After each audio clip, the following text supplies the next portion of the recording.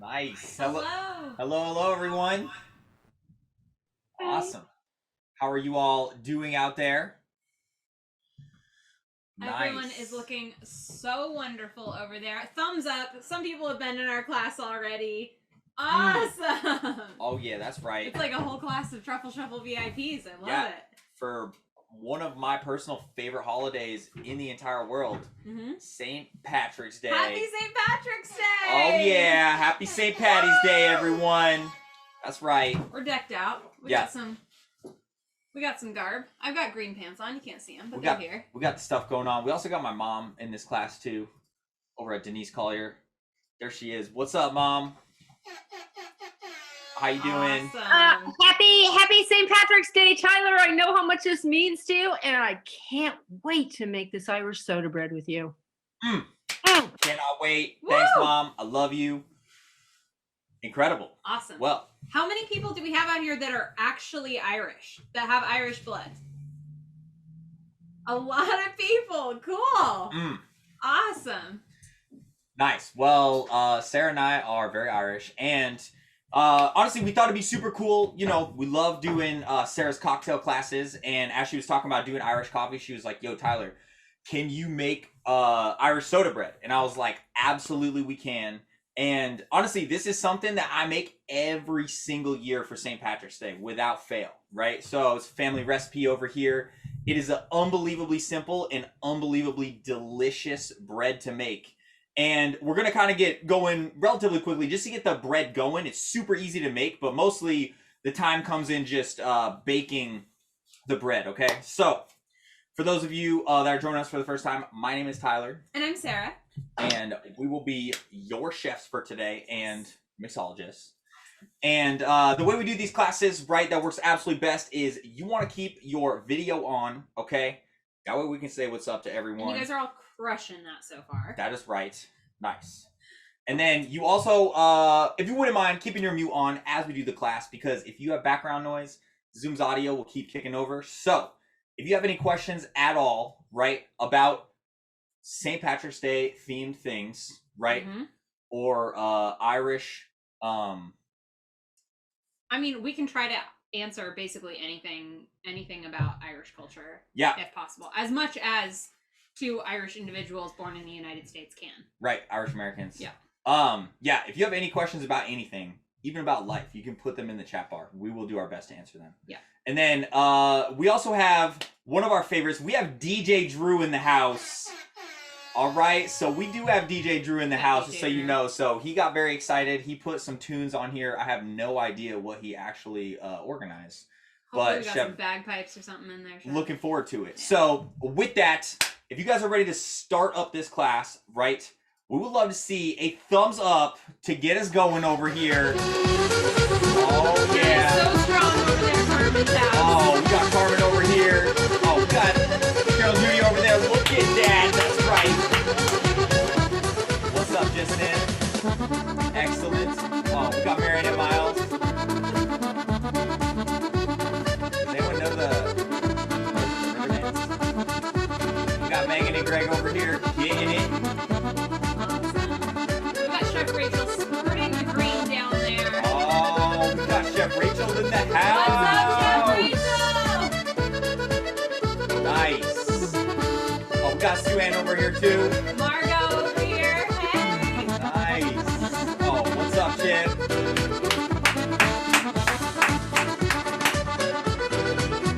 Nice. DJ Drew, keeping the hits coming. Did you know that I used to Irish step dance as a child? That's awesome. And I have medals from competition Irish step and dancing? Irish step dancing. That's yeah. dope. Yeah. Growing up in Maine, loads of people are Irish, and there was like a team that did that. Oh yeah, it is no joke. Yeah. Like it's like pageant mom, but like version Irish. Crazy. Yeah. So with that, we will get started over here, and we will go through our mise en place and ingredients real quick for this Irish soda bread. Then, like I said, we're gonna get the dough made, and then we'll take some time and actually chill out. So, we'll go through... And that's when we're going to do our beverage section. Exactly. So we'll go through the mise en place real quick. And Sarah will be our mise en place model today, ladies and gentlemen. So first things first, we have a cutting board, all right, which we will need, okay, to knead some dough on. All right, we will also need a 1/4 of a measuring cup. We actually have 2 George Washington's worth of measuring cups over here. We have a 1/4 and a 1. Whoa. Look at that. Pretty cool. So 1/4 measuring cup and a full measuring cup. You also need a small bowl. And you will also need a medium mixing bowl. Okay? So I think we just put 1 bowl on there. We're going to need another bowl for whipping cream for our cocktail. Okay? Nice. We'll also need a whisk. All right. Whisk. We need that for more than one item. 2 purposes. And then we will also need a couple... We also need a cast iron pan. Okay? And so I know I wrote in the little section to have a cast iron pan with a lid, right?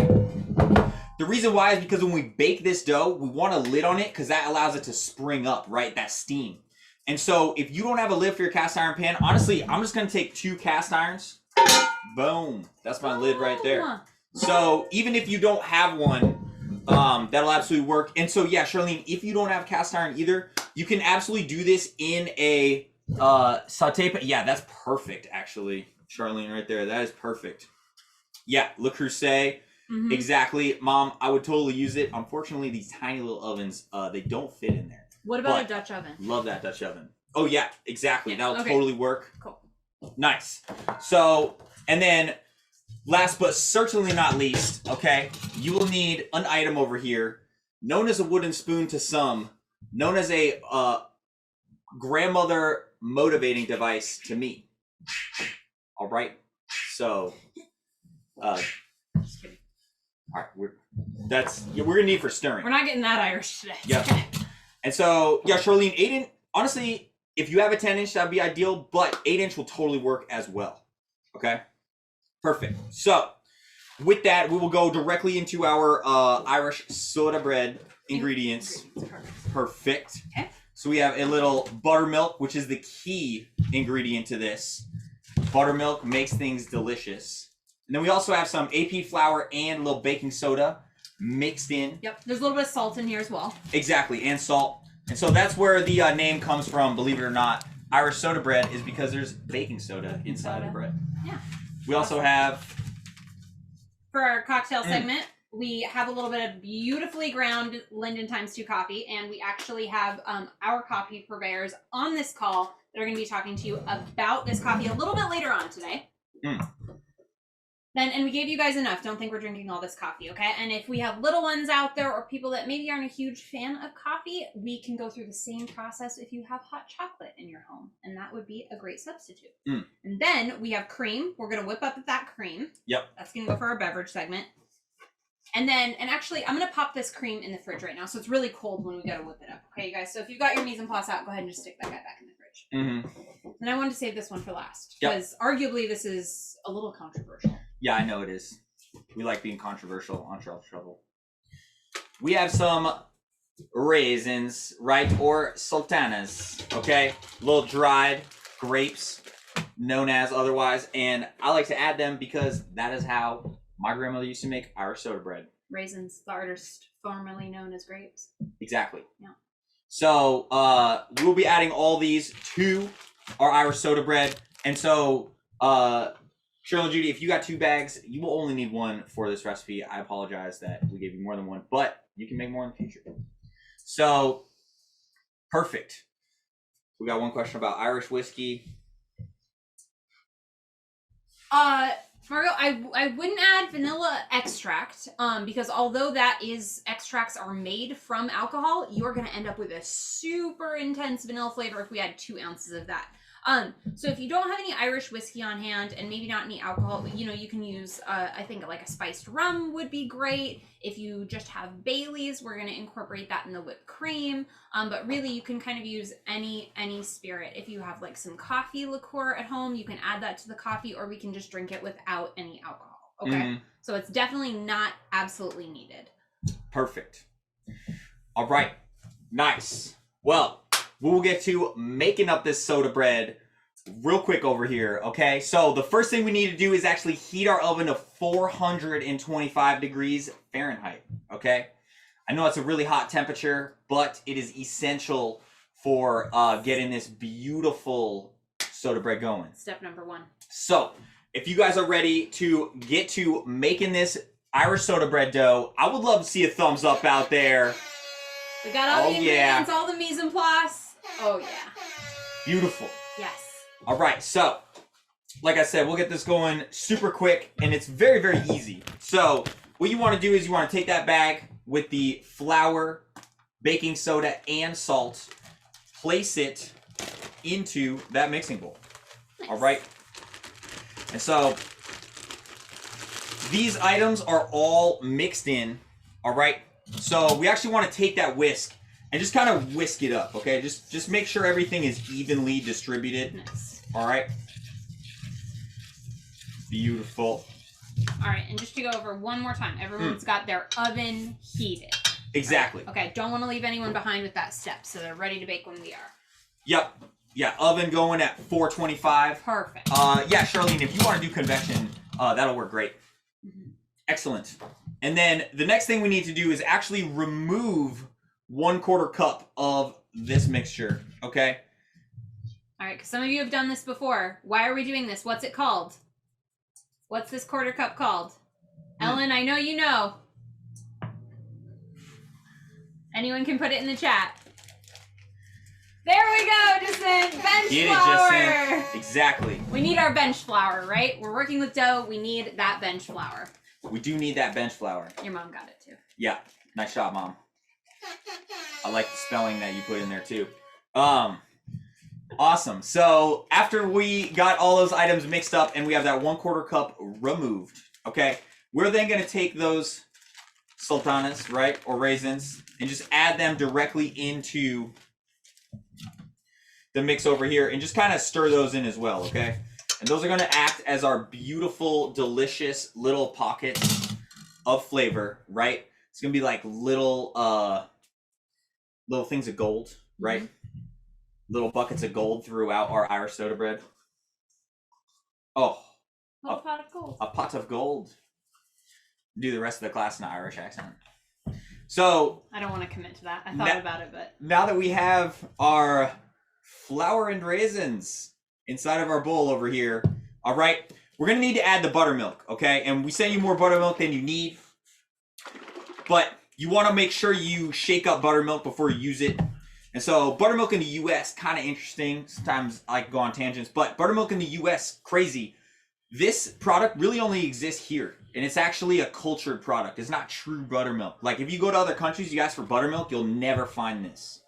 Because true buttermilk is actually like water. Literally, it's like the whey that comes off of cream when you over whip it. So this is actually basically skim milk with culture added to it. Kind of cool. So it's a really fun kind of experiment if you ever want to, essentially over whip cream to the point where you're taking it to butter. You'll understand exactly what Tyler's talking about, where you have some of those solids that start to form, but for the most part, you still have this kind of like watery liquid that separates. Exactly. Like when I was cooking in France and I was trying to do fried chicken for staff meal, I was like, yeah, just give me some buttermilk. And they were like, what are you talking about? Legitimately, they had no idea what I was talking about. It was pretty crazy. So what we're going to do next is add some buttermilk into this. And so what I like to do is just create a little crater right in the center of this situation over here. Okay? So just make a little hole right in the center. Okay? And what we're going to do is we're going to measure 1 3/4 cups of buttermilk. Okay? So I'm going to come in here, right? 1 full cup. Nice. All right. And then the other 3/4. I like kind of eyeballing it in the cup measure because that's how my nana did it. So get that in there. Okay. And then what we're going to do next is we're going to need to mix up this dough. All right. And literally the only way I know how to do it is by using the Irish spatula. Okay. Which is otherwise known as my hand. So real fast, can we recap what's in here, Tyler? Sorry. Yeah. For everyone, for all the viewers joining us at home. Yep. So we have the flour, salt, and baking soda bag in here. Removed 1/4 cup. We've got our raisins and 1 3/4 cup of buttermilk. Perfect. Okay. So what I want to do next is take my hand. Okay. And you don't want to really like over mix this dough, right? You want to bring it together, and we'll do the kneading actually on our work surface. Okay. So I like to take, like I said, my Irish spatula, come over here and literally just move my hand around and mix that buttermilk into the flour. Okay. Nice. And you kind of started from the middle, like when you're making fresh pasta dough, right? Exactly. Started right from the center, right? Honestly, I love, whenever I cook, I love using my hands and not using machines, honestly, as much as possible, because it really allows you to feel what's going on. And it's usually pretty exciting. So just bring this dough together, okay? You might have to kind of like clean off your fingers from time to time, all right? Beautiful. And you smell that buttermilk, right? It's really kind of tangy and delicious.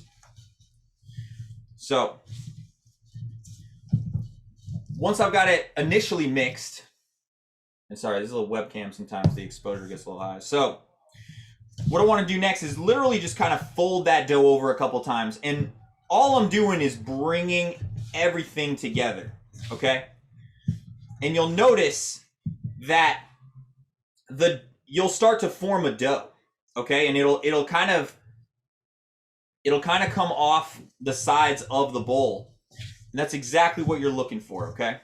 So once you got a dough formed that looks much like this, okay, we're actually going to get onto our work surface next. So just kind of get your hands cleaned off a little bit to the best of your ability, okay?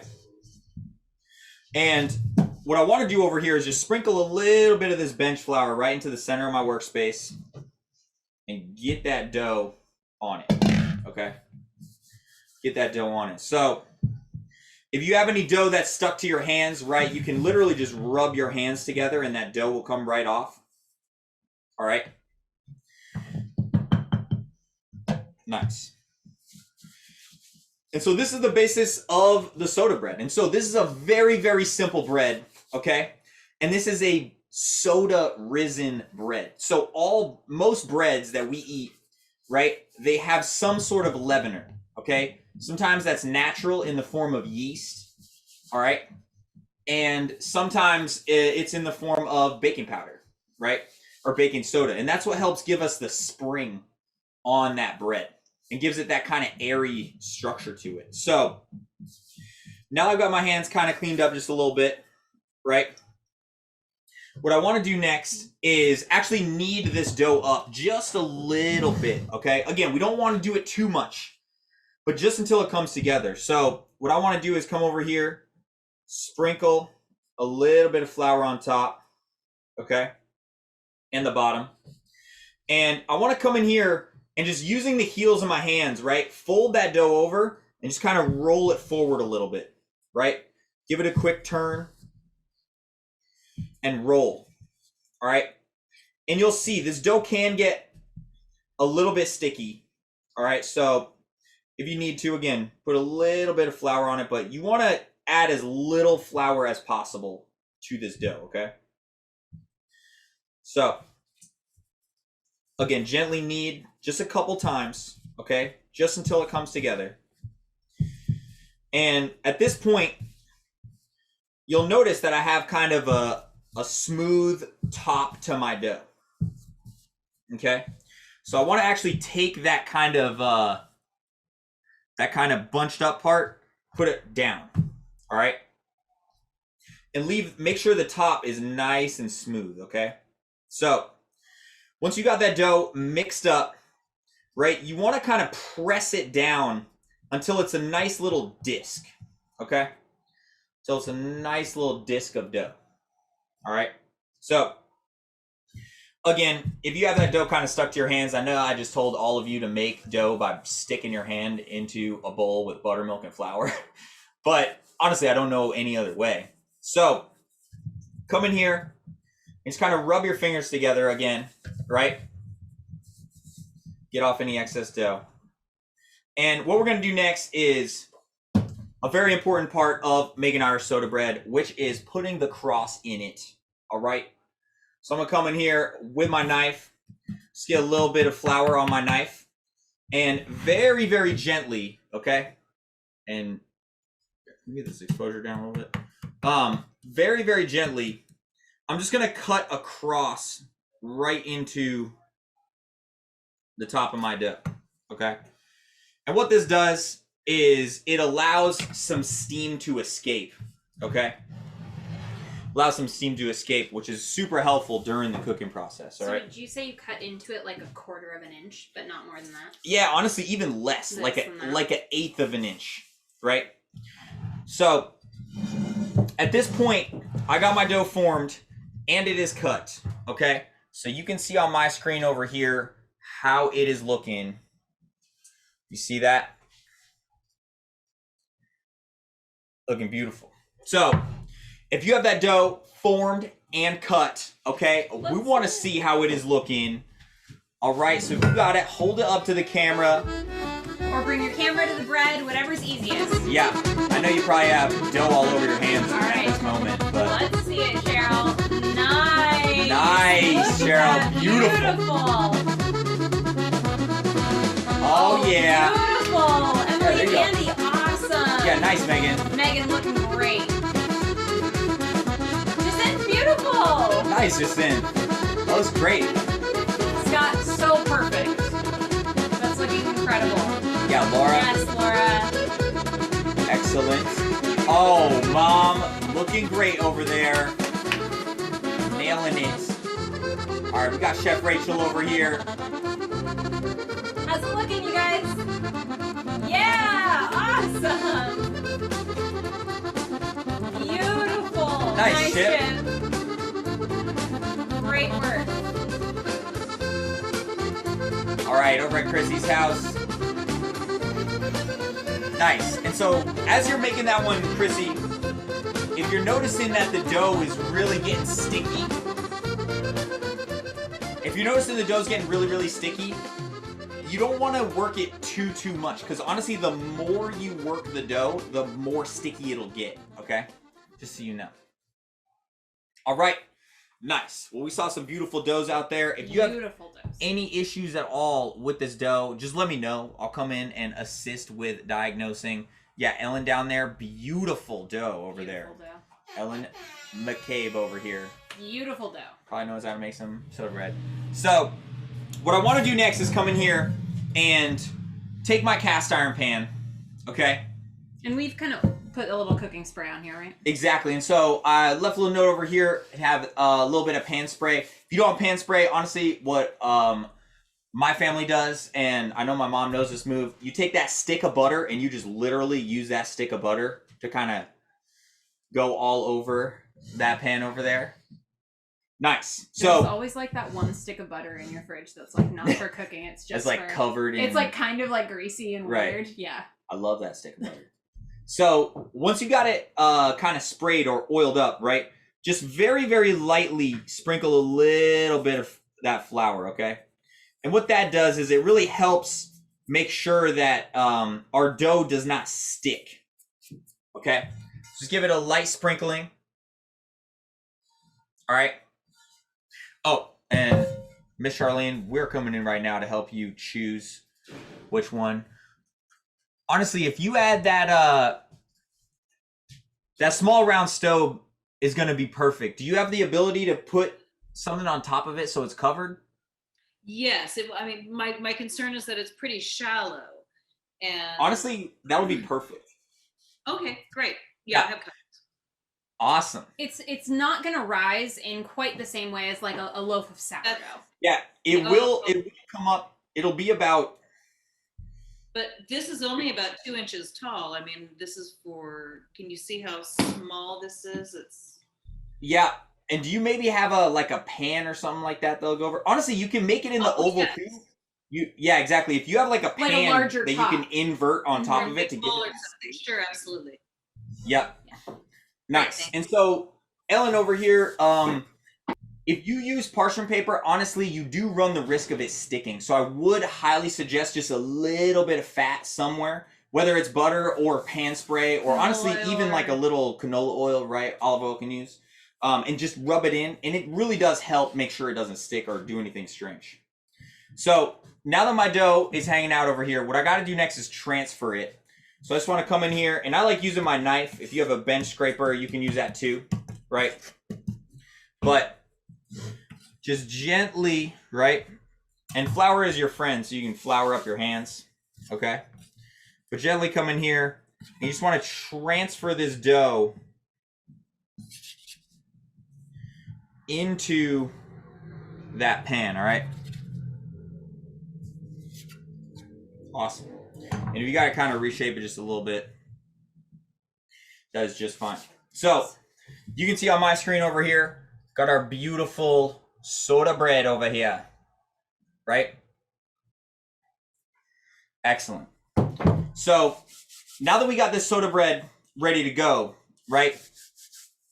What we need to do is honestly just let it rest a little bit before it goes in the oven, because all that gluten has been formed. We need to let it chill out just a little bit, okay? And you want about about 20 minutes total of resting time. We've already been kind of letting it hang out for a little bit now. So we're going to set a 10-minute timer, okay? Let this hang out before we put it into the oven, okay? Awesome. So, again, that is our beautiful soda bread. I love looking at it. Get excited every time I get to make it over here. Nice. It's looking great there, Chef. Awesome. Awesome. So if you guys got that soda bread into your pan, all right, I would love to see a quick thumbs up. Nice. Awesome. Nice. Yeah. Awesome. Literally like the easiest bread. Looking so good, you guys. Yeah, sure. Perfect. Literally the easiest bread that you can make. They are literally thumbs up bumping at the Furmans over here. Can we check out these little sous chefs over here? Oh, let's see it, guys. With the bumping thumbs up. Oh, yeah. The thumb bump. Nice. Great job, little chef. Awesome. Hey, guys. Awesome. Awesome. So happy to have you today. Beautiful. Well, what do you think, Tyler? Before we go into kind of our little barista and mixology session, should we maybe give the people a little 1-minute history on soda bread? I absolutely think that would be helpful. I think that would be great. Awesome. Nice. So, honestly, in terms of an official history, I don't have an official history, but I can tell you about what my family does. Yeah. Tell us. And then we'll see if Chef Rachel's video is ready for us after that. Awesome. So, we have Irish soda bread over here, and so honestly, my family is super Irish. Okay, and every single year we make what we call New England boiled dinner. All right, which is corned beef, cabbage, potatoes, right? All that delicious stuff boiled in the same pot to make it taste good. And my Nana always makes soda bread. So my family, I still have family over in Ireland. And so she'd always make this, and legitimately then we lay it out on the table. My dad is one of 10 kids, and we got a very large family. And lay it out on the table, and legitimately you just take mustard, right? Corned beef and cabbage plus Irish soda bread is like literally one of my favorite meals of all time. So very excited to be cooking this soda bread with you. If any of you guys making corned beef today? Is anyone going for that? Anyone doing that move? Yeah, maybe? Nice. No. Charlene's doing it. Yeah, over in Marianne's Judy's like, house. That sounds gross. Stephanie is, Chrissy. Awesome. Awesome. We had it last night for dinner, actually. Yeah, we did. Look at this. Jacinth over here, been curing it for a week. Perfect. Did it over there. We got Ian on the team making corned beef. Legitimately, Ian's corned beef. We got to do that class. Ian's corned beef is the finest corned beef on planet Earth. I will stand here and say that. Which I have to say, there is nothing worse than like bad corned beef. Yeah, it makes me angry. It is gross. Yeah. It's Marianne, I'm right with you. Like, bad corned beef is super gross. Really good corned beef is incredible, and it's worth waiting all year for. Totally. Yeah. Awesome. Nice. Well, again, we still have just a couple more minutes to wait, and again, you just letting this this dough hang out before we pop it into the oven. So, what do you think? Should we chat about? Yeah, let's talk about coffee real fast. Ooh. So, like I mentioned, I'm gonna have Ryan chat with you a little bit more specifically about coffee after we have this cocktail made. But what you have right here is ground Linden x2 coffee that's coming from Ethiopia, right? I tasted a few different of their coffees to kind of decide on which one we wanted to use today. And this one really had a lot of like green herbal elements to it, at least I thought, in my tasting opinion. And I thought it was going to be really, really perfect for our coffee and Baileys. Now, if you guys want to, basically these lovely little filters that I sent you, you're probably wondering what the heck are they, right? That came with your insert. But I wanted to talk about how to do a proper pour over coffee in this class today, on top of Irish coffee, right? Because it's pretty simple to put together. And there's no real recipe for Irish coffee per se, but because some people think it's Bailey's and Jameson. Technically, it's no Bailey's. It's just like Irish whiskey and a little bit of whipped cream potentially. But funny enough, so the Irish coffee was brought here to the United States and really gained a lot of fame here in San Francisco. Did you know that? So there's a bar called the Buena Vista that really had its claim to fame. And I asked them if we could broadcast from there today. And sadly, they never got back to me. I think they're still closed. But I was really excited. And so I've been there on St. Patrick's Day a few times before. And they dye their whipped cream green, which is really fun. Awesome. And if anyone is in the Bay Area, when things open back up, if you ever want to go back there, you have to secretly ask them for an Irish Bible. Okay? And it's a Bible that has a flask of whiskey inside it. Sweet. It's pretty fun. And that's like the secret if you go to the Buena Vista on St. Patrick's Day. But anyway, enough about that. What these filters do, they're in a little, no, I can be down here. They're in a little square like this, right? You pull out these little arms and then you can position it on your mug or glass. And we are going to put our grounds right in here. So regardless of what coffee maker you have, you can do it this way, but I'm not going to hold it against you. If you want to use a coffee maker, if you would like to use a French press, it's fine either way. I just thought this is kind of fun. This is actually, so Denise, funny enough, one of our employees she's part Japanese, she showed me this filter, and it's something, she said it's super commonplace in Japan, but I had never heard of it before. So I was super excited because now we can all do this together and not worry about having a lapse in equipment. So the first thing that we'll need to do this, and I'm going to tell you because we got a few minutes left here, I want to heat up some water, okay? So I'm going to tell you we're going to need about 4 cups of water. So go ahead, and I'm going to use a little tea kettle that I've got right here. Okay, so I've got that guy filled up. So I'm going to heat this guy up. And if you do not have a tea kettle to heat up hot water, go ahead and just fill up a pot and put it on your stove, and we're going to want to bring it to a boil. So I know this process is going to be a little bit longer for beverage today, but I think it's going to be really nice where you're sipping on maybe that second Irish coffee as we're having the soda bread. So it's kind of a purposeful pairing as to how we're doing it today. Saying there's going to be multiple Irish coffees. Chef, there's going to be multiple Irish coffees for you today. Okay.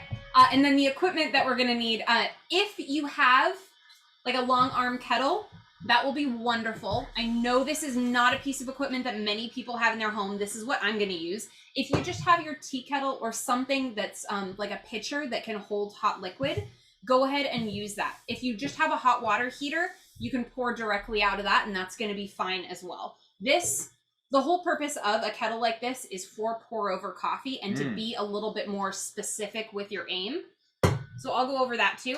And then if you have a spoon that's a little small on the end, if it has an arm, that's great. But what we're going to do is once we pour that first batch of water, we're going to agitate the grounds at the bottom of the filter just one time. So kind of use this as a measure and make sure your spoon will fit in there. All right, awesome. So while we're waiting for that water to heat up, I'm going to take my cream back out, and then I'm going to borrow that whisk, if you don't mind, Tyler. Oh, yeah.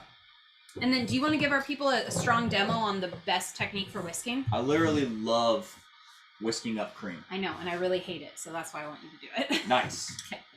Awesome. So we're going to take all of that little 4 ounce of cream. Go ahead and put it into that second bowl that I told you to have on hand. Okay.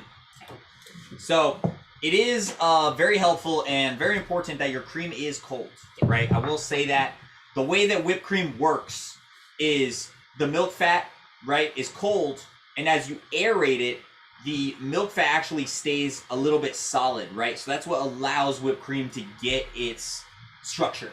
So in order to whip this cream, right, I'm gonna tilt this this bowl. Okay, and I'm gonna grab my whisk and just move my whisk back and forth, okay? Just gonna move my whisk back and forth, okay? And what kind of whipped cream are we looking for? Soft peaks? We're looking for soft peaks, and if you can tell me about halfway through, yep. We're gonna whip it about halfway, then we're gonna add about 2 ounces of Baileys, and then we're gonna keep whipping the rest of it. Wow, that is literally genius. Yeah, so if you have Baileys, you can follow along with me. If you don't, no problem. This is just kind of a fun little extra if you got your Irish liquor on hand. Nice. And the tilting of the bowl really helps too, because that allows your whisk to kind of ride the edge of the bowl, and you actually hit more of the cream than if you just kind of stand on top of it. So you'll notice the cream as you whip it, it starts to get a little bit thicker. It starts to form those ribbons, okay? And if you can see on my screen, you see how when I move it back and forth, you can kind of see those ribbons? You're about halfway at that point. So. Perfect. So I'm going to take our Baileys. I have a little shot glass. Any shot glass, unless it's a like really tall guy, is going to be about 2 ounces. So I'm going to add almost all the top there. What do you think? Do you think that'll be fine? Oh, yeah. Yeah. Okay, perfect. So I'm going to add, I'm filled about that high. We can go there in my little shot glass. And I'm going to put into our cream. And Tyler's going to keep whisking. Nice.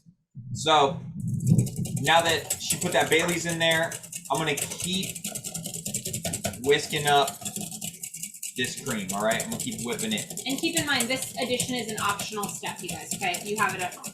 Yep. So, again, tilting that bowl really does help. And then just move that whisk back and forth, and you'll notice that the cream will start to thicken up, right? And I'm going to whip mine to what we call soft peaks, okay? Which is basically where the cream is whipped to a point where it'll stick in your whisk. So you see how right now it's not sticking in my whisk, right? So you really want to make sure that cream is going to stick in that whisk. So as you're whipping that cream out there, right? DJ Drew has been dying to play some more Irish music, okay? So as you are whipping that cream, I want to make sure you're using the proper technique, okay? So let's see how that cream is whipping up, all right? Oh, we got Chip over there whipping it. Oh, he is so happy. Nice, Chip. Nice, Stephanie. Nice. Nice technique. Hey, Chrissy, that looks great. There you go, Chrissy. Awesome. Nice, Rachel.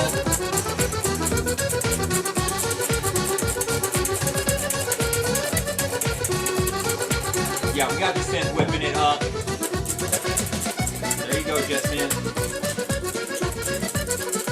Nice, Megan and Greg.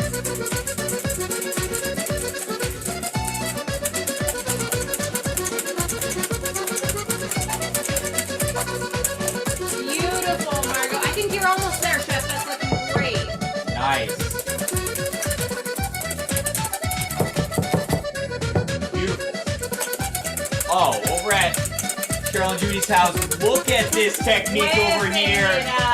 They are whipping it up. Nice. Nice. All right, we got Miss Charlene Gloss over there whipping it. Beautiful. Perfect. There you go, Charlene. Perfect. Stunning. Nice. So, you can see with the addition of the Baileys. Oh, there you go, Marianne. You can see with the addition of the Baileys, right? It does take a little bit longer to whip.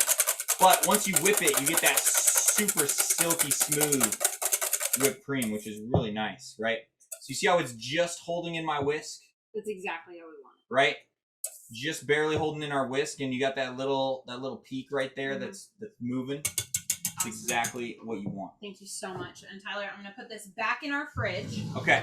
So our whipped cream is in our fridge. We're going to pause on our beverage segment for just a minute because our timer just went off a little bit ago, and we're going to go back to our soda bread. And so, Margot, if yours is a little bit overmixed, honestly, if you have like a tablespoon or two of milk at your house, you can literally take a tablespoon of milk and then mix it in, and it'll come right back.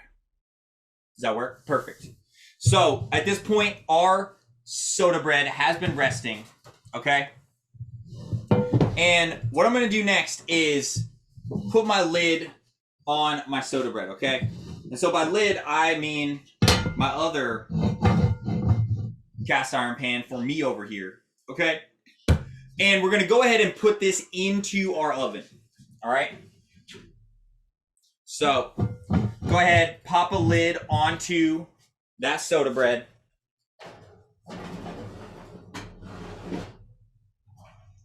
And go ahead and place that soda bread into the oven. All right. So once that bread is in the oven, we're going to set a 30-minute timer. All right. Beautiful. And basically cooking that bread with the lid on. Again, that's what gives us our steam. All right. That's what gives us our steam that allows that bread to spring up, okay? So, DJ Drew, can you set a 30-minute timer over here, please, Chef? Excellent. And nice. So what you're going to notice is this is kind of like a two-step baking process, right? So it's a very simple bread. We're going to bake it with the lid on to give it that steam, to give it that jump and that rise, okay? And then we're going to remove the lid and finish baking this bread with the lid off at that hot temperature to give it that crust on the outside, okay? So, exactly. And I'm telling you, this bread is unbelievably delicious, all right? So, once you have that bread into that oven, right, I would love to see a thumbs up, okay? Nice. Yeah, the Furmans over there are so ready to go. So excellent. ready. Yeah, roll over there too. Gosh, yes. Getting it. I'm ready. Nice. Scott, Mom, you good over there? Excellent. Double thumbs up. Awesome. All right. All right, perfect. Now that we're back on track with our soda bread, let's get back to our Irish coffee. All right, so just check in with everyone again. I know we just did a thumbs up, but is your water boiling or do you have hot water on hand? Let me see a thumbs up for everyone. Yep. Perfect. Okay, awesome. We're looking good. Okay, great. So my water just came to a boil too. That's phenomenal. We are going to take our coffee, right? And so for the easiest, without a gram scale, I think the easiest way to look at this is you want about a tablespoon and a half, okay? Per cup of coffee. All right? And if you have any cool masks out there, yeah, we want to see them. Let's see those masks out there. Look at that, Rollo. That is a mask. Super cool looking mask out there, bud. Nice. All right, and I'm going right into my filter here. Right, so about a tablespoon and a half. Dang, those filters are super cool. They're really cool, aren't they? Kendra showed you those? Kendra showed me those. I really like them. That's awesome. Yeah, I was really excited. So we're all about, when our team has a cool idea, we're all about executing it. So yeah, we've got that great coffee. Fabulous. I'm going to take my long neck filter. I'm going to pour my boiling coffee in there, or my boiling hot water. If you're just using a pitcher, grab whatever you're going to be pouring out of into that filter, right? Get it in that container. So the motion that I'm going to move in, and with these filters being so small, it's going to be a little challenging. But I learned this technique when I was at the second of the three Michelin star restaurants I worked at called Qua.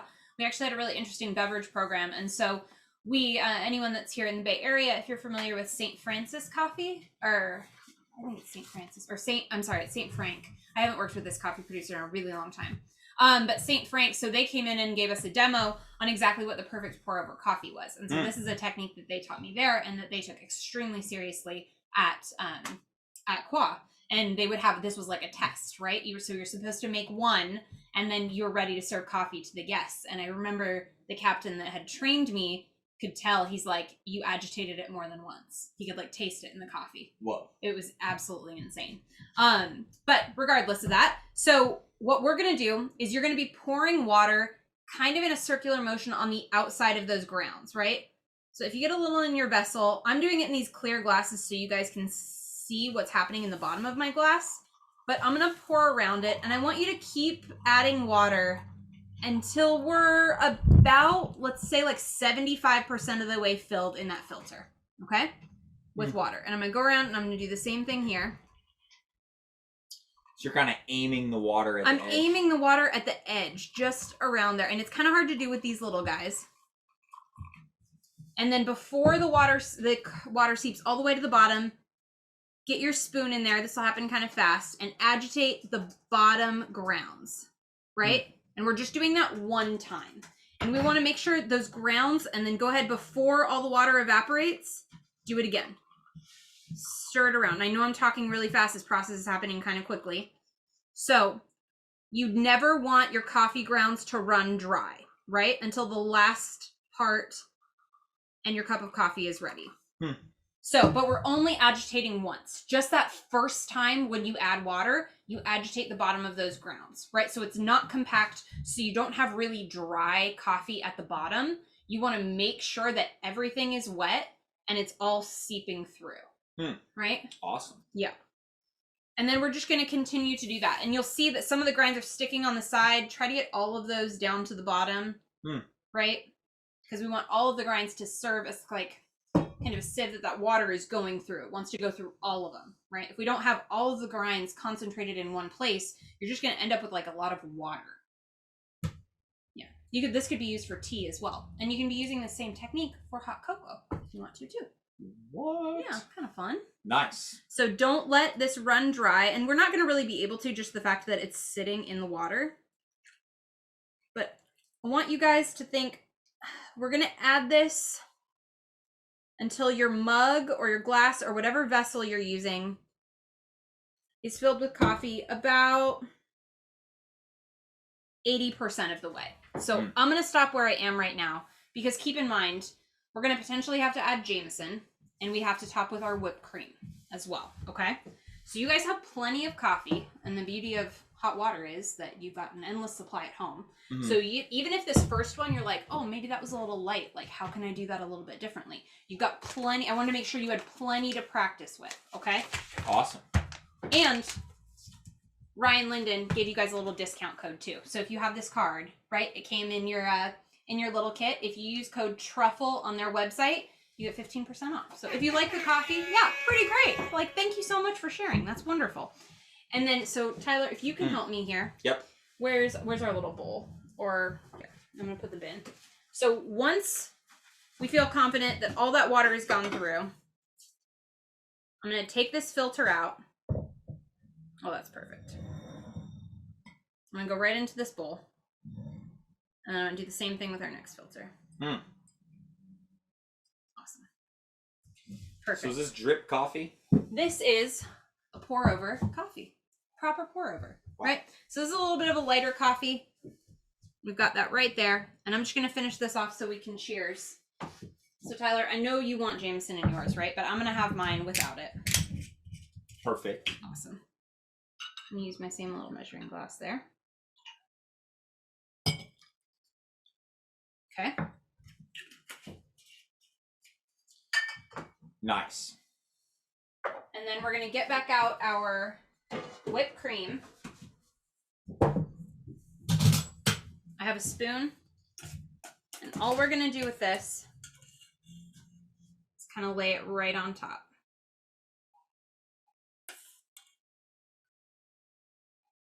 Nice. We're just going to ladle it into the glass just so it sits on top super perfectly. Whoa. And there's your Irish coffee. And you'll see, right? It's hot. The cream is cold. It's going to slowly kind of start to steep down and mix with everything. Be absolutely delicious. So if you guys are ready, I know we just went through a lot of information really fast in putting this together, but if you are ready, I would love to see how these Irish coffees came out. Okay, so hold them up, give us a cheer. It's Slangeva in Scottish, Slange in Irish, or Gaelic, excuse me. Slange? Yeah. Awesome. I think our pronunciation is horrible. I'm sure mine is. Beautiful, Rachel, just finishing it off. Nice. Nice, Stephanie. Oh, beautiful. Cheers. That looks perfect. Nice coffee there, Mario. He went the easy way. That's all good. That looks great, Chef. Awesome. Emily, Nice, let's Emily. look at it. Beautiful. Beautiful.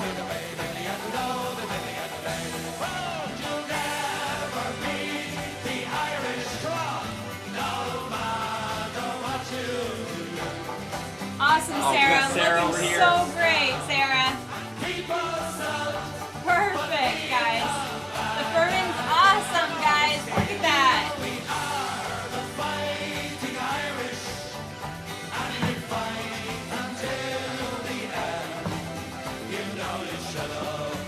Beautiful. Carmen, that looks beautiful. Oh, Cheers. Carmen, how is that Irish coffee over there? Wonderful. Cheers. Look at that. Laura, cheers. Oh my gosh, Cheryl and Judy. Oh, perfect. Oh, Cheers to ya. cheers. Oh, look at that. Oh, yeah.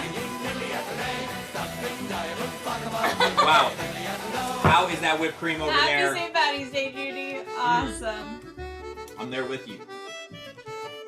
Love that. Cool. Awesome. Kind of fun, right? I mean, coffee is its own art in itself, for sure. Awesome. Well, while we're on the subject of coffee, and we have a little bit more time, and I know we're going to go into music in just a bit, but Chef Ryan, can I see a thumbs up? Is now a good time to talk about coffee? Okay, awesome. Awesome. We're going to go over to our coffee purveyor today, guys, who is also a guest and VIP of Truffle Shuffle, none other than Mr. Ryan Linden. Hey guys, big thanks to the Truffle Shuffle crew here, Sarah and Tyler. Thank you guys. Big fans of you guys. I think it's been almost a year now. We've been having experiences with you from some amazing cooking classes and everything. So thank you guys again for having us be a part of this special day here and making some Irish coffee and Irish soda bread here. So want to give you guys a little bit about Linden Times 2 here coffee, a little bit about the Ethiopia Leo that we use for the drink here. So a little bit about us, Linden Times 2. It's a coffee company started by me and my wife, Desiree Linden. We are both endurance athletes. I have a regular job besides being an athlete, but we're endurance athletes for the triathlon world for me, and for her for the marathon world. She was a professional marathon runner 2 times, Olympian, and the 2018 Boston Marathon champion. First woman to do it in 32 years. But we are big coffee fans. Got into coffee from travels around the world and always liked to sample it wherever we were. And became roasters, and now have our own coffee company. It's been going on for 4 years here, and love to try different coffees everywhere we are and understand what the beans and the roasters do here for everybody to enjoy it. It's kind of like we say, it's like fine wine or craft beer. It's all exactly the same. And so here we go. A little bit about this today, our Ethiopian Leo that we have here. Ethiopia is actually the home birthplace of coffee. It's founded by, I don't know if many of you guys have heard, there's a story about Khalid and his goat bringing the coffee around. His goat ate it, kept him up going. And so Khalid is the founder of the goat and brought it from Yemen to Ethiopia. And so this Leo right here is from the region of Guji. Many times you hear about the Guji region, you'll see a Guji coffee. It's one of the highlights areas of the coffee.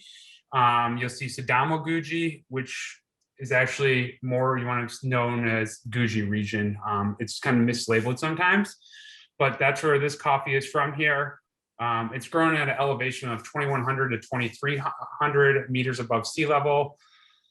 And so it's actually, this is a Leo coffee, and it's known, the word Leo refers to an indigenous tree growing in this area. It's used for shade on the coffee plantations to allow for deep roots, falling leaves, rich nutrients, which help produce a very fruit-forward, floral coffee. Very different than what many people would think of coffee these days. Starbucks does an amazing job for the coffee industry. What I like to say is with our coffee, we like to highlight the farmers that actually produce it and the bean that they grow there. We roast on what we call the lighter side. So our beans are very light roasted. You'll see more texture of them, and it brings out more of the fruit, the floral notes on some to earthy notes on the others. You won't see an oily type bean from us, and that's what we have here is Ethiopian Leo. This coffee was produced by Soko Coffee, which is run by True Waji. He's also known as the king of Guji. He has actually 2 washing stations. They're all natural washing stations there in the Guji, where he's located in the Guji region, and makes it a very special coffee to him. Thanks to what he's done for the community there, keeps very fair trade processes going to produce education for the kids in the school districts, jobs for the community, and a fair trade as far as wages go.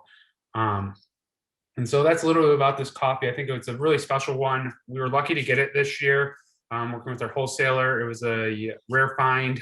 First time they were really hit it off. And to us, it's been one of our top sellers. It's a special bright one. I kind of like it for all day, from morning to late in the afternoon. Brews also really well if people are like espresso drinks. It does pull a really nice, as I call, fruit forward, juicy shot of espresso. But that's what I have to say about the coffee. Like Sarah said, we have a discount code. Feel free to use it. Love to answer any questions you guys have about coffee or anything. Feel free to always reach out to us or email us. We're proud to be part of this special day here with the Truffle Shuffle. Awesome. Thank you so much, Ryan. And the last question I have is, I know you guys do some sort of like coffee club, and I know a lot of our members, like, they keep asking for coffee classes. How can they visit you and support you and Desiree in the future? Yeah, so we have on our website, coffeebylt.com. On our website, we do a small batch coffee club that we do once a year. We'll renew it again coming in June, where you get a 12-month subscription of a 12-ounce bag, and then a special, as we call it, high-end coffee that comes with a 12-ounce bag, and then we highlight a special jar. Like this is an 8-ounce. Anything from like a Gesha, which is your really rare coffee, just something unique that you might not see any day. And then we also offer a subscription called the Roaster Ryan subscription. That is a 3-month rolling subscription that we really like. It's every month, the first of the month, you get a new bag that I highlight some new coffee that we have coming out to you and everything. So look for us there. Like I said, always reach out to us. Instagram, coffee by LT. Let us know. Always happy to answer any questions about brewing your special cup and however you enjoy it. We love it. Awesome. Thank you so much. So guys, we put that link in the chat. If you want to check it out, totally do. If you are one, like, you know, everyone in the hospitality industry loves super heavily caffeinated coffee. I learned in the last couple of years that lighter roasted coffee has more caffeine. So it's a win-win for everybody. But awesome. Thank you so much, Ryan. This is so great. And I feel so truly honored that you and Desiree have been following us so closely. And it's really nice to have you join us today. So thank you. Well, thank you guys. Pleasure. So awesome. Well, without further ado, guys, we have a little bit more time. Right before Tyler talked about, you know, we've got that bread baking, but then we're going to create that really beautiful crust. So for that first part of baking, we still have about 12 minutes. So we're going to go for the parlor tricks. They're going to play a little bit more music for you guys. You just relax, enjoy your St. Patrick's Day, make another Irish coffee if you need to, and then we'll be back in just a bit.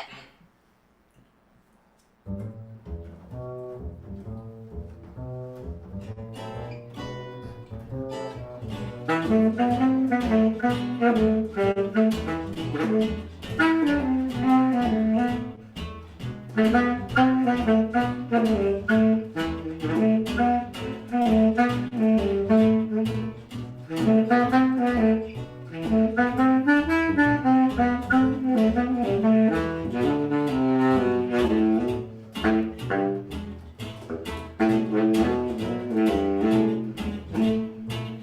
it's a marvelous night for a moon dance with the stars up above in your eyes.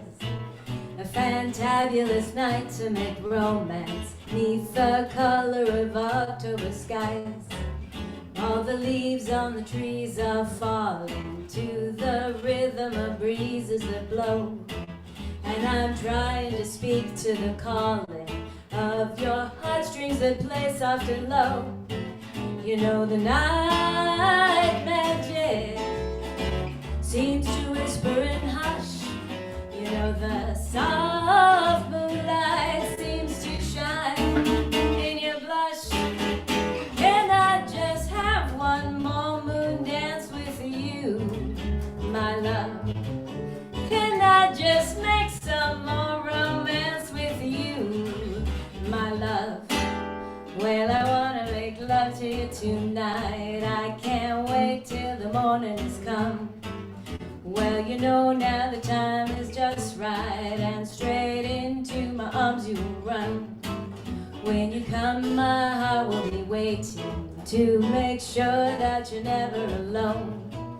There and then all my dreams will come true, dear. There and then I will call you my own. And every time I touch you, you just tremble inside. And I know how much you want me that you can't hide. Can I just have one more moon dance with you, my love? Can I just make some more romance with you, my love?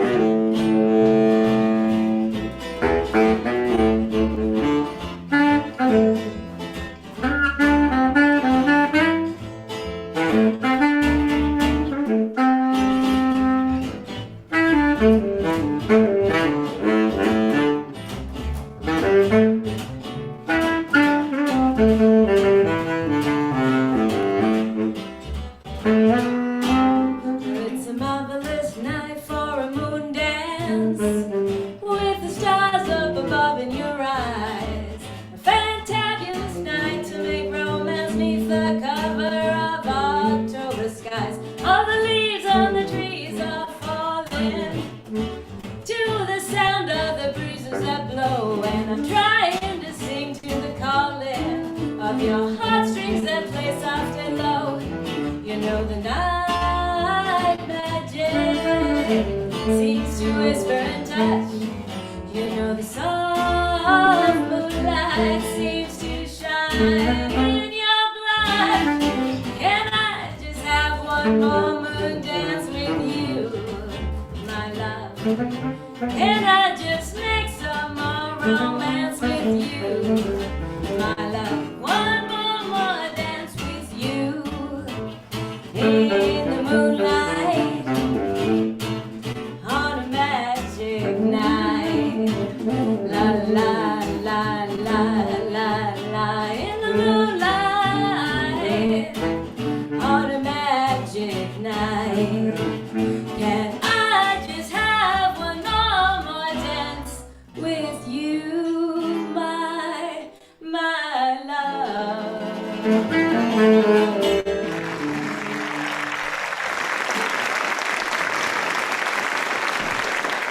Thank you, guys. Thank you. Of course, you know Ben Morrison is Irish, so that's why we chose that lovely song, and also we love that song. And you guys, that Irish coffee looks so good, and that soda bread, and that cream, right? Can't wait to try some later. Yeah. Are we doing another song, chefs? I think so. We have a little bit more time. What do you think, Tyler? I love listening to Parlor Tricks. All right, who wants another song? If you want to go ahead, unmute yourself, let Parlor Tricks know, would you like another song? That is the question that's being asked right now. Yes, Oh, yes. yeah. Yes, please. Down at Rollo's house, they want another song. They want it. Look at that. That hand is up. He says, yes, please, I want it. That hand is up. Right. All right, Laura's got her dog over here. Laura's The got her is dog. saying, yes, yeah, I the want puppies it. are That dog dancing. wants Good, another 'cause song. This is a dance song, and this is also about the luck of the Irish. At least that's how we're singing it. So dance on.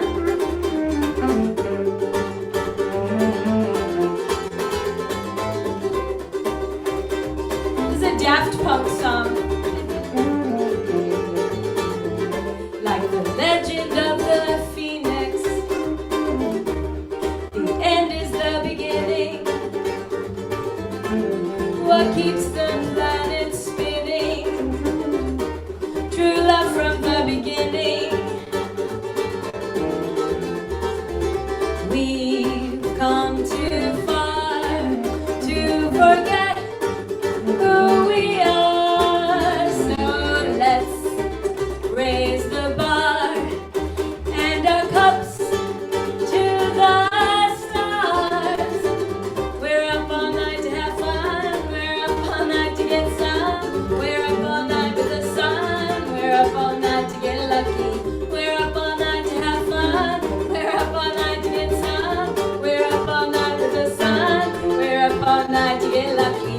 We're up all night to get lucky. We're up all night to get lucky. We're up all night to get lucky. Like the legend of the phoenix. The end is the beginning. What keeps the planet spinning? True love from the beginning. We've come too far to go back to the stars. So let's raise the bar and our cup to the stars. Come on.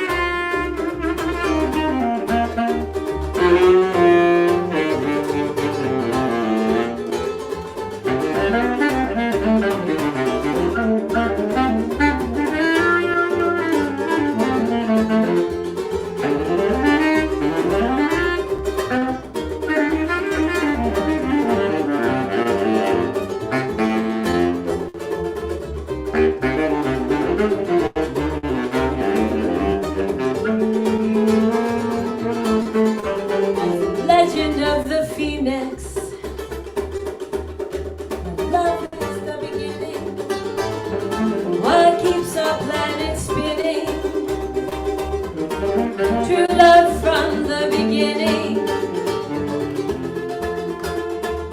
We've come too far to go back where we are. So let's raise the bar and to the stars. We're up all night to have fun. We're up all night with the sun. We're up all night to get some. We're up all night to get lucky. We're up all night to get lucky. We're up all night to get lucky. We're up all night to get lucky. We're up all night to get lucky. Ooh, that's our wish for y'all to have some luck this year. Woo!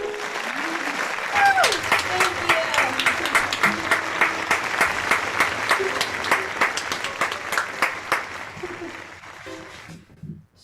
Oh, Should we do one more Irish fantastic. song, or are you ready for the bread? No, we have 2.5 more minutes. I think we would love an Irish song. Yeah. Nice. Yeah, down at Bailey's house, they definitely They want are another Irish so song. ready.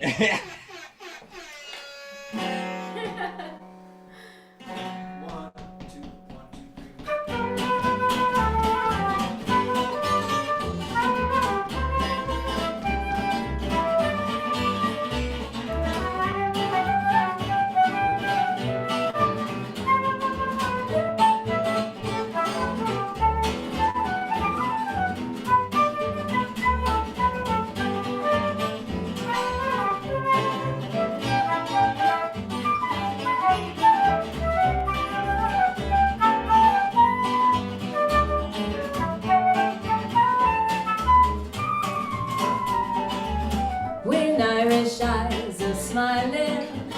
Sure, it's like a morning spring in the lilt of Irish laughter. You can hear the angels sing when Irish hearts are happy.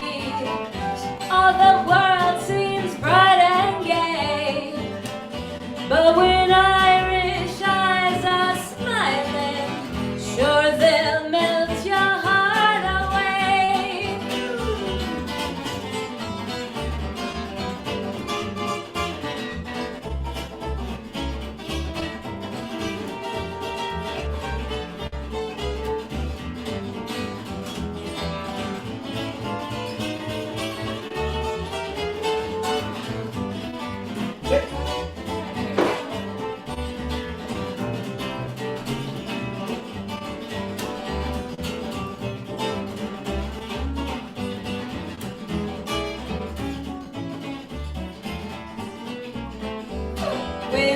When Irish eyes are smiling, sure it's like a morning spring in the lilt of Irish laughter.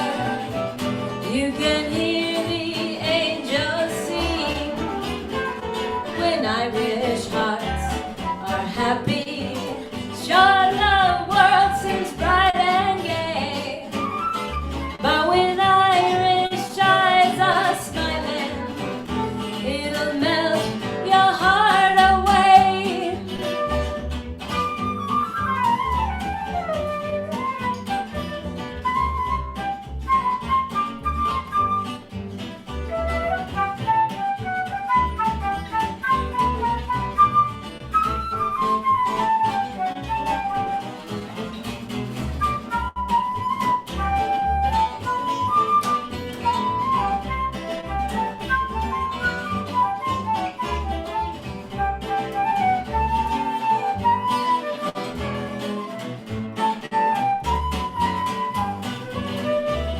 When Irish eyes are smiling, sure it's like a morning spring in the lilt of Irish laughter.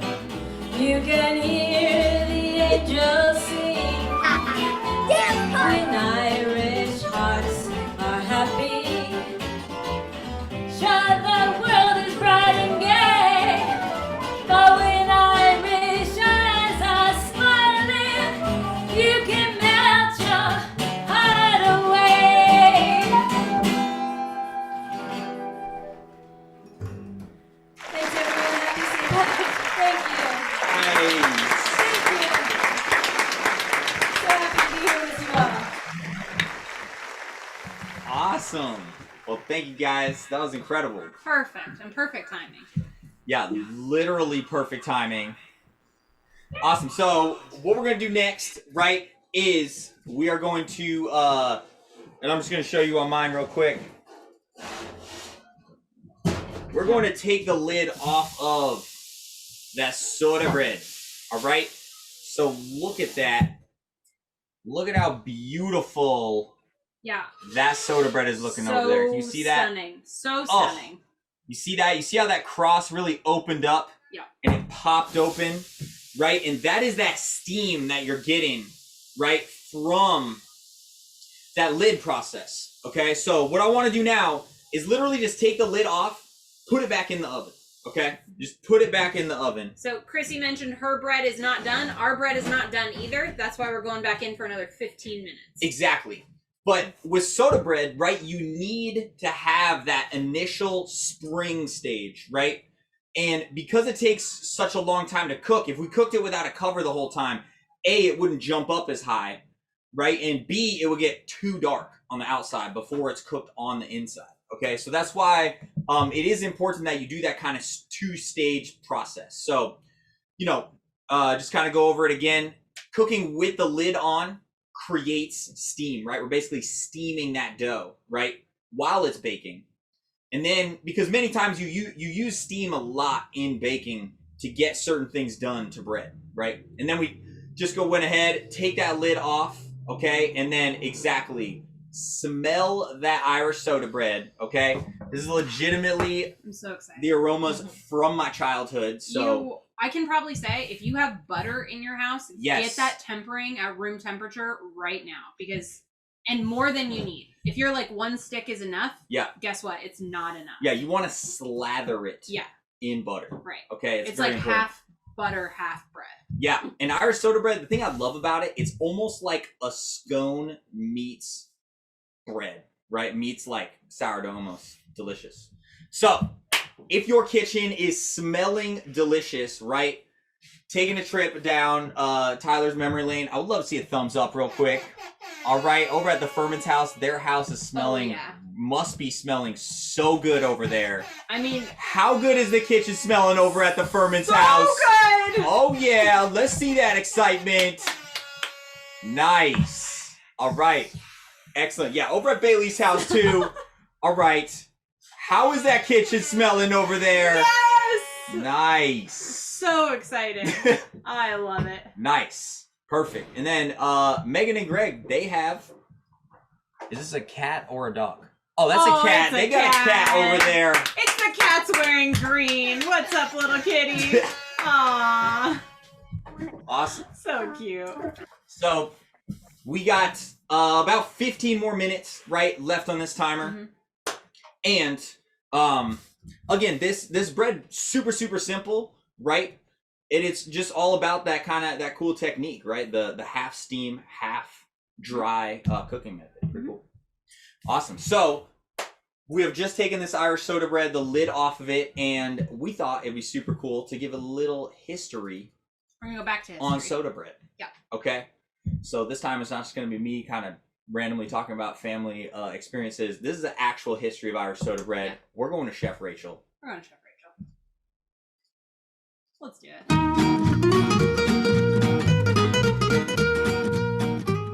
I'm Rachel. This is 1 Minute History, and today we're talking about Irish soda bread. Irish soda bread. While its ingredients may be simple, soda bread is an Irish tradition that has led the country through some of its darkest times. We take a look at the short but powerful history of the famous bread. At the time, widespread famine meant bread had to be made out of the most basic and cheapest ingredients available. The 4 ingredients were soft wheat flour, salt, baking soda, and sour milk. Buttermilk is more commonly used today. Since yeast wasn't readily available, the combination of baking soda and buttermilk acted as the leavening agent, causing the bread to rise.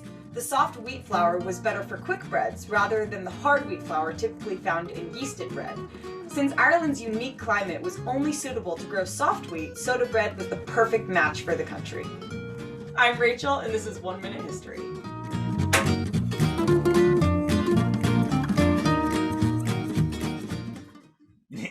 There you go. Official history. There you go. Yeah, exactly. Nice. All right, cool. Well, while we're chatting about that, right before our bread's done, I'm going to try to time it so I just give you a demo on that coffee practice one more time, and we make one to have with, because Chef Tyler needs another now. One more drink. One more drink. One more drink. To have with the soda bread. So we're going to do that. Thank you, Laura. And then I'm just going to go over it one more time, kind of talk you guys through it, because I know it was really fast tonight. This is a valuable experience, and we'll talk about like other containers that you can do this in going forward. Mm-hmm. But I thought it would be really fun to talk to you guys about where our families are from in Ireland. So if it's not cool, go ahead, just you can tune out. But I did a little bit of research on our family history, which I thought was really exciting, and my family is always super into it. We don't have to go down here. These are just my notes there, Chef Drew. But I've got a pretty cool little map of the homelands for first families. So this is a map of Ireland. You can't really see. It's kind of hard to see. This is a map of Ireland. It's a small island. But basically, so what is St. Patrick's Day? Let's start there. Oh. So St. Patrick's Day, without getting real, right? Why do we celebrate St. Patrick's Day? So a lot of people think, and specifically in the United States, it's like people think that St. Patrick, right, he drove all the snakes out of Ireland. Funny enough, snakes are not indigenous to Ireland. So I think something was lost in translation along the way, and St. Patrick is actually the patron saint who brought Christianity to Ireland, where their religion was much more pagan before that, and a little bit more like what we think of like Norse mythology. right, with gods and different things like that.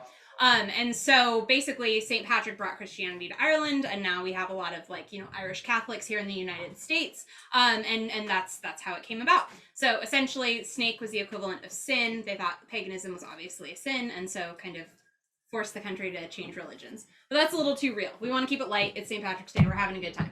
But that is the origin of St. Patrick's Day. And now we just celebrate it in the United States as a really fun way for everyone to be Irish one day of the year and us to just wear green.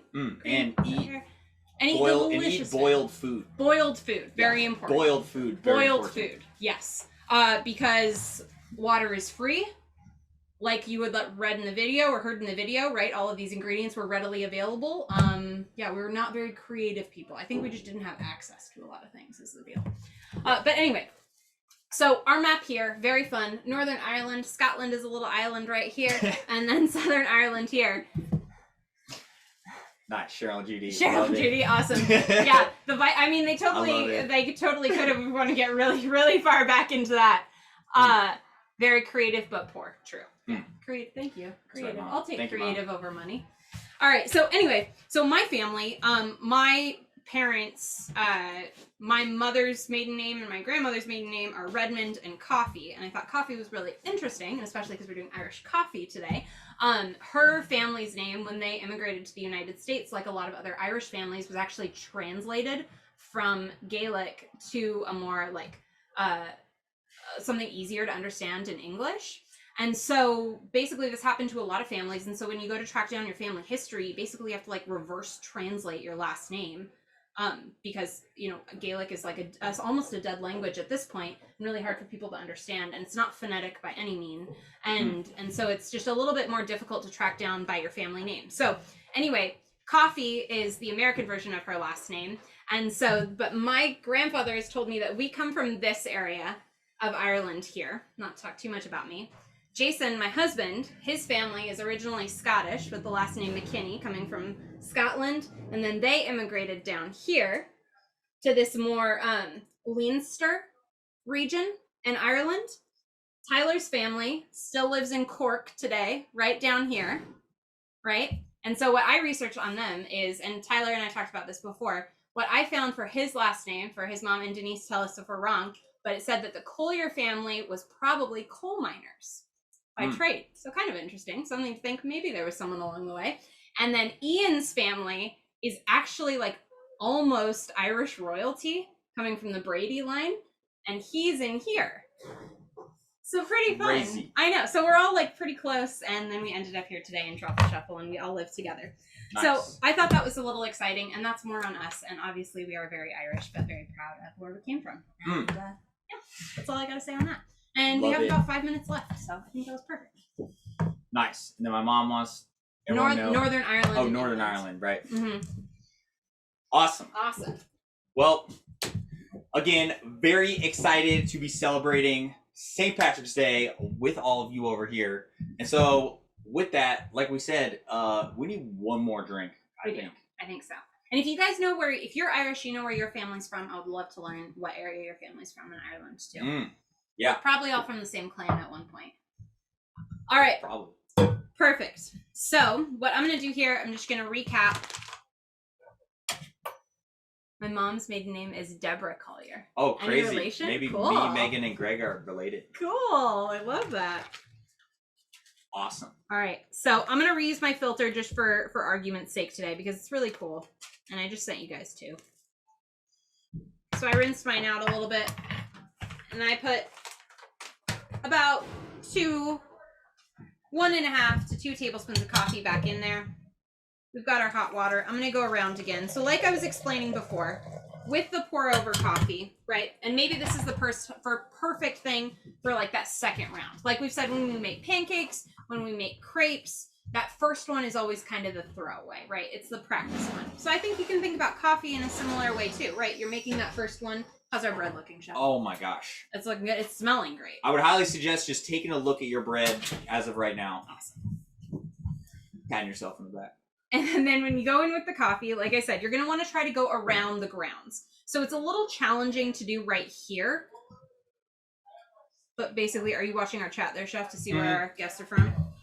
Yeah. Awesome. And then one question. So are we putting grounds on top of the grounds that are currently in there? So what I had done, because I wanted to reuse it, in theory, you would not reuse this type of coffee filter, but I just want us to be able to. And you guys probably don't have more at home, and I only sent you 2 in the kit. So I dug out the used coffee grounds and kind of cleaned it out a little bit, but I didn't really rinse it because the paper's really thin. I didn't want to destroy it. So I just scooped it out. I put a little bit more in there. So when you're doing a pour over, whether it's in like a coffee filter that is basically your pour over is shaped a little bit more like an hourglass, those are really popular. You kind of want to make this circular motion around the grounds. And then, like I said, that first time you put water in there, it's going to sink pretty fast, but you have to agitate the bottom just one time. Okay, so get in the habit of, you put the kettle down, right? You grab your spoon, you agitate. Interesting. And that's just to make sure that the grounds achieve maximum water. Maximum hydration. And then make sure in doing that, the water is going to seep down even faster. So then you pick your kettle back up in your hand and don't let it run dry. Okay. And then it stresses out the grounds. They get too stressed out. They're freaking out. We don't want those grounds to stress. We don't want them to do it. No way. And so Scott asking over here, does altitude affect cooking time? So honestly, Scott, the altitude won't affect the time, but it will affect the rise. So depending on how high up you are, the higher up you are, the higher that bread is going to jump. And honestly, depending on it, like when we were cooking, we were doing some chef work. Oh yeah, if you're at 5,600, yeah, your bread's going to jump up pretty good. If it comes down a little bit after it's baked, it is not the end of the world. That crust will most likely keep it there, but it might come down just a little bit. Because basically the way it works is if you're at altitude, the air is thinner and things rise a lot better. So you actually kind of don't really need baking soda, right, and leaveners like that at a higher altitude because it just does it itself. Kind of cool. Awesome. Yeah, I'm taking my coffee grounds out again. We've got our lovely cup of coffee. Beautiful. All right. And then I'm going to go back because we've got plenty of whipped cream here, which is great. It's great news. Yeah, you always want more whipped cream than you think you need. 100%. I've learned that. All right. Oh, the firms want to know, where can we buy the filters? Oh, I found them on Amazon.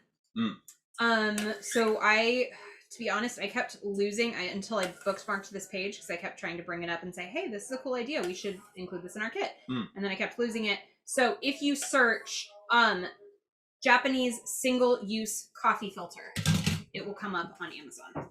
And they're super affordable. They're cost-effective. They're just, the only issue is they're, like any other coffee filter, they're not necessarily reusable. Those ones? No, not those ones. Can you go back? All right, we'll find it. We're gonna find it. We're gonna put the link up there for you guys. Nice. All and right. There's your coffee there, chef. Well, thankfully I have another cup of coffee. You've got that second cup of coffee. All right. And I put a little Irish poem on the bottom of your insert for you that many people have probably heard, so you can enjoy that Irish poem because it's St. Patty's Day. The Irish poem. The Irish poem. Excellent. May the rose right up to meet you. All right, so our timer is actually done. Yeah, that looks Can we get some timer music over here, DJ Drew? All right. Our timer is done, and are you all ready for this Irish soda bread? All right, are you ready for it? Yes. Get ready for it because it's very exciting. All right, and here we go. Boom. Look at that bread over there. Are you kidding me? Are you kidding me? All right, so I'm just going to get this bread out of my pan. It's hot. Be careful. Okay. It is hot. Be careful. And honestly, if you have one of those racks or something like that, that's a pretty good idea to use. Okay. But I'm just going to show it to you. I don't have one of those racks. So I'll just show it.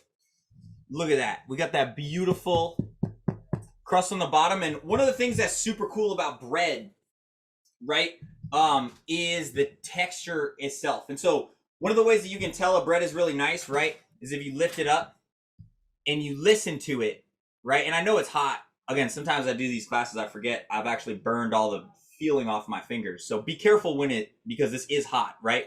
But literally just listen to it, right? Tap the bottom, right?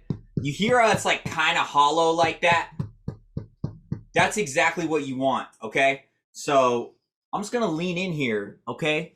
So lean in here with me, all right? Lean in here with me, okay? And we're gonna listen to this bread over here, all right? Yeah, Chip's got it.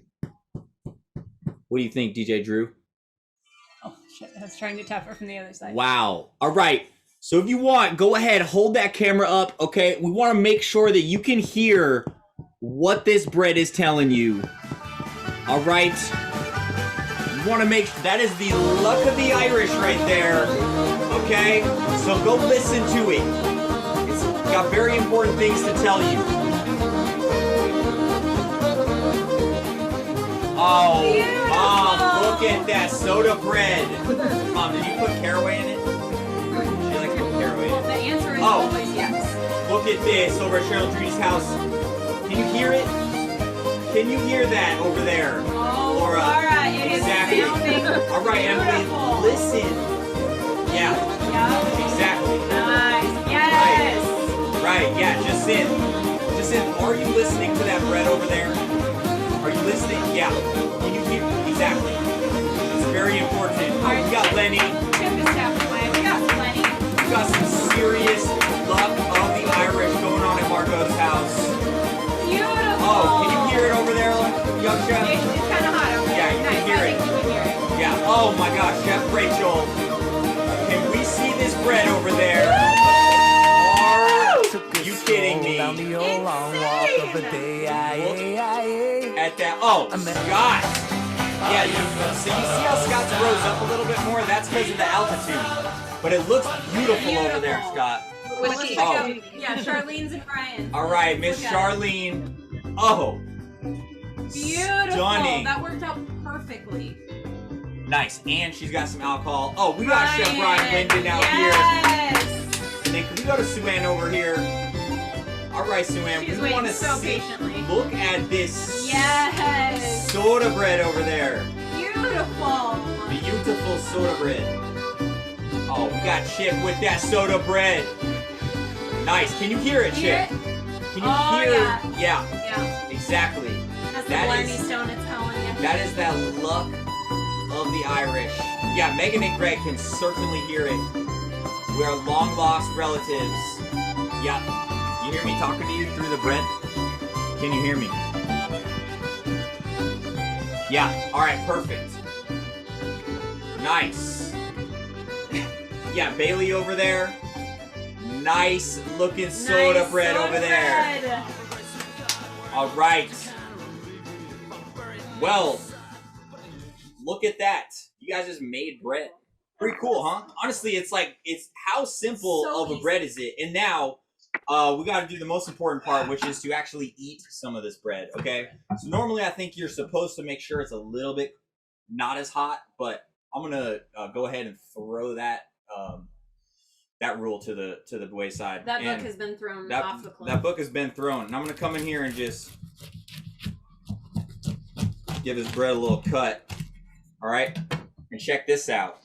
Boom! Oh my god. And so you see that crumb that's in there, right? Once you open it up, just kind of press on it because it should be nice and springy like that. Okay? Should be nice and springy, and it should be like kind of soft. Okay? And again, it's almost like kind of weird, almost like a scone-ish. It's dense in the same way. Yeah, dense in the same way. So go ahead, cut that guy. I'm gonna cut off a little piece over here too. Awesome. We need to get ourselves bread knives. We do. Guess we don't really use that much bread, so. All right, so I'm gonna come in here, cut this beautiful soda bread. Okay. And look at that. Here you go, Sarah. You want to Oh, I do the? do. I Would you really- like to do the honors, Oh chef? my gosh. I Oh. would. It's very hot. Ours is still steaming, so be careful. Yep. But an Irish coffee's best friend, little Irish soda bread over there. Soda bread. All right. So I know it's still really hot, but if you want, go ahead, cut into that bread and give it a taste. It's literally the taste of my childhood right there. So good. And then let me know, how do you feel about that soda bread? Does anyone have any Irish coffee left that they can drink? with the soda bread. Cheryl and Judy, I highly support some truffle honey. Yep. If you want to do like whipped butter with that truffle honey, that would be awesome too. Yep, that's the move. Exactly. And then if you want to, Tyler's gonna hate me. If you want to put some caraway in it, I always put caraway in my soda bread. My mom likes it. There's no such thing as too much caraway. I don't care what anyone tells you. It's not a thing. We didn't put it in there. We didn't put it in there. Nice. Well, again, hoping that you enjoy that soda bread. If you are eating corned beef and cabbage, okay, I'm just saying, right? Back home we call it New England boiled dinner, right? So if you're having some New England boiled dinner out there, right, make sure you eat some of this with it. Yeah. Okay? Absolutely delicious. So, eat half now, save half for later. There you go. Having corned beef and cabbage. If you can save it, right, save it. But if anyone has cut into that soda bread, okay, I want to see how it is looking over there. All right? So if we got any soda bread out there, want to see your best Irish jig. Oh, we got Laura. Looking beautiful over there. Oh, Emily and Andy, nice bread. All right, Mom, what do you think? Can we unmute? All right, Mom, we're gonna unmute you.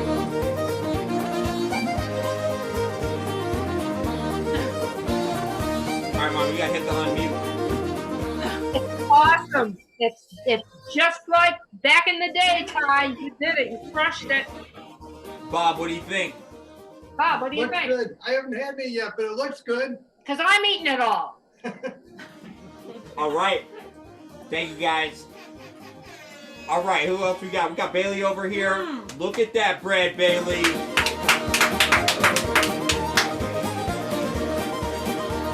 Nice. Oh, Charlene. Charlene, send us a picture later. It looks gorgeous. Beautiful soda bread. Margot. Stunning. Oh, Chef Rachel, let's see that bread. Yeah, Chef Rachel. Hold up that bread. It's amazing. Awesome. There you go, Sue-Ann. Love that. Awesome. Oh, they're digging in at the Furman's house. Oh, that bread has no chance. Doesn't stand a chance. Look at the little one in the background, too.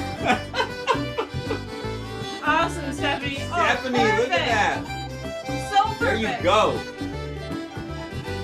You're one of us. Oh. Love it. Love it, love it. Well, thank you guys for spending St. Patrick's Day with us. Absolute pleasure. Again, this is like my favorite holiday. Me We get too. to eat food. I love it. Amazing. Well, I hope you enjoyed that Irish soda bread. And Sarah, this Irish coffee is so bomb. Thanks so much. Awesome. So Hopefully we'll do more barista classes and we'll partner with someone who is a bit more of an expert than myself. But thanks for sharing the soda bread, Tyler. I love it. It's my favorite time of year. Yeah, I hope you guys like it. It has been such a pleasure. Ryan, thank you for the coffee. It is really, really delicious. Awesome, guys. Nice. And so with that, over at Parlotures, you guys want to send us out on anything over here? But right before, I think we have one more video, right? That we need to show them real fast? Oh, that's true. Okay. Hold on. This one's fun, and a message from Jason, because after all, Jason has a very important message. It's the three of us. He had to give you guys a little message. Yo, what up, guys? Chef Jason from Truffle here, and I am here to tell you about an incredibly exciting class we're doing on March 28th. We're going to be making paella. We're going to be making a truffle salmora, which we're going to call roux sauce. And then Sarah put together a sangria mixer that you'll be able to mix the night before. And we're going to have Raekwon, the chef. March 28th, I'm going to be in the Shuffle Truffle Zoom. Method Man. It's going to be an incredible class. I hope to see you guys there. There he is. Wu-Tang. Wu-Tang. That's right. So, switching gears, if you guys want to join us, that'll be a super fun site as well. But yeah, without further ado, I think maybe we have Parlor Tricks take it out with one more song, and we'll throw up a link to their website if you guys are curious about how to find them again with different musical performances. They're always so great and so much fun. So thank you so much. Enjoy the Irish coffee, enjoy the soda bread, and until next time. Thank you, everyone. Sanjay. Have a great St. Patrick's Day out there. Enjoy yourselves. Thank you.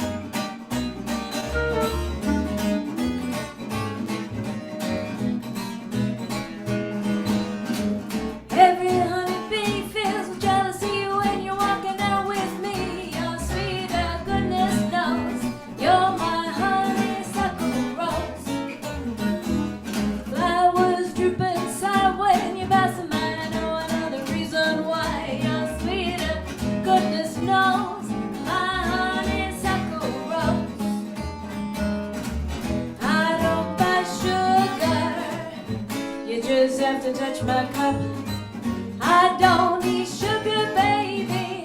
It's nice when you stir it up. When I'm taking sips of your juicy lips, the honey drips, your confection, goodness knows, my honeysuckle rose.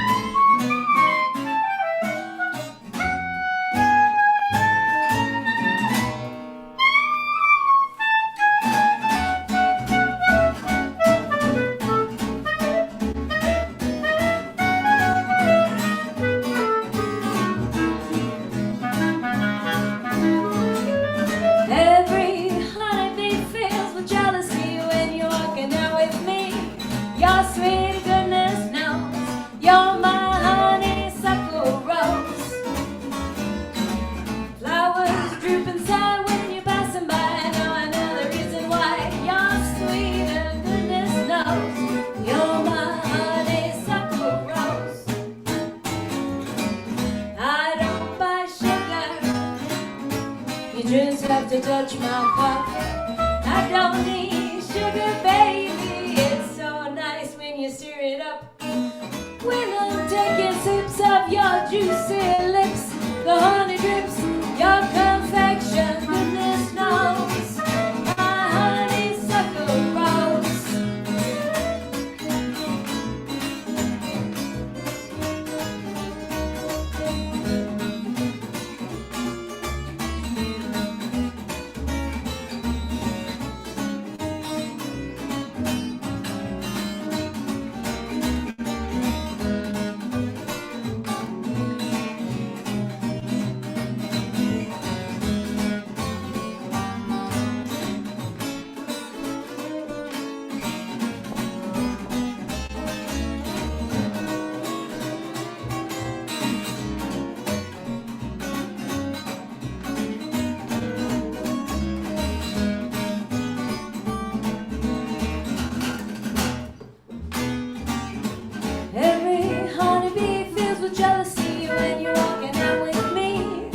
sweet goodness knows. You're my honeysuckle rose.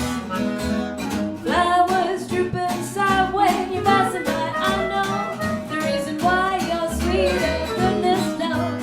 You're my honeysuckle rose. I don't buy sugar, you just have to touch my cup. I don't eat sugar, baby. It's nice when you stir it up, when you're taking sips of your juicy lips. The honey drips, your confection, goodness knows. My honeysuckle rose. Happy St. Patrick's Day, everyone. I hope you find all the luck. And thanks for spending this time for Truffle Shuffle and with Parlor Tricks, and we'll see you next time. Thank you. Thanks, everybody. See you next time.